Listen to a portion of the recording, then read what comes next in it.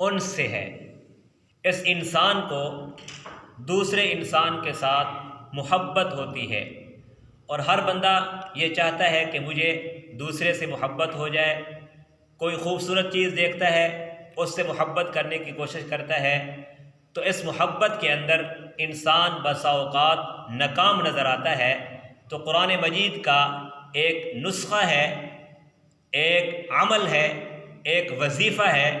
اگر انسان اس وظیفہ کو، اس عمل کو اور اس نسخہ کو اپنا لے، تو جہاں اس کی محبت ہوگی، جہاں اس کی خواہش ہوگی کہ مجھے اس کے ساتھ محبت ہو جائے، اور اگلا بندہ بھی مجھ سے محبت کرنا شروع کر دے، تو یہ عمل کرے، انشاءاللہ اگلا بندہ خود بخود اس سے محبت کرے گا۔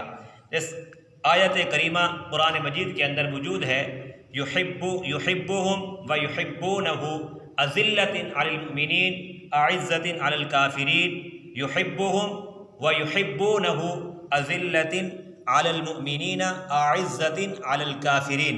قرآن مجید کی آیت، اس کو کسی میٹھی چیز پر دم کر کے اگلے بندے کو کھلایا جائے، وہ خود بخود محبت کرنا شروع کر دے گا۔ تو یہ آسان نسخہ ہے، اگر میں آزمائیں، انشاءاللہ مجرب عمل ہے۔ بہت سارے حضرات کو بتایا گیا تو انہوں نے آ کر مٹھائیاں دی اور ہدیے دیے کہ حضرت آپ نے ہمیں یہ وظیفہ بتایا، ہم جس سے محبت کرنے کا ارادہ رکھتے تھے اس کو ہم میٹھی چیز پر اس کو دم کر کے ہم نے اس کو کھلایا، واقعی یقیناً اس کے دل کے اندر ہماری محبت پیدا ہو گئی ہے۔ تو یہ آسان نسخہ ہے، اس کو آزمائیں، انشاءاللہ محبوب آپ کے قدموں میں آئے گا۔ تو محبت چونکہ ایک جو ہے فطری چیز ہے، ہر انسان کو محبت ہوتی ہے، والدین کے ساتھ محبت ہوتی ہے، بھائی سے محبت ہوتی ہے، بیوی سے محبت ہوتی ہے، دوست سے محبت ہوتی ہے۔ محبت کرنے بھی چاہیے، لیکن جائز صورت کے اندر محبت ہو تو یہ محبت بھی عبادت بنتی ہے۔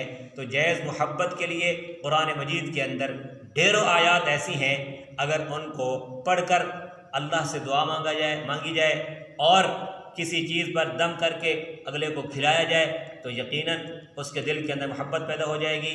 تو محبت کرنا کوئی جرم نہیں ہے، لیکن محبت حقیقی محبت ہو، وفاداری والی محبت ہو اور سچی محبت ہو تو اس کا کرنا کوئی گناہ نہیں ہے، کرنی چاہیے۔ لیکن قرآن مجید کے نسخوں کے ساتھ اگر ہم محبت کرنے کی کوشش کریں گے تو اس کے اندر ناکامی نہیں ہوگی، بلکہ اللہ رب العزت کامیاب کریں گے۔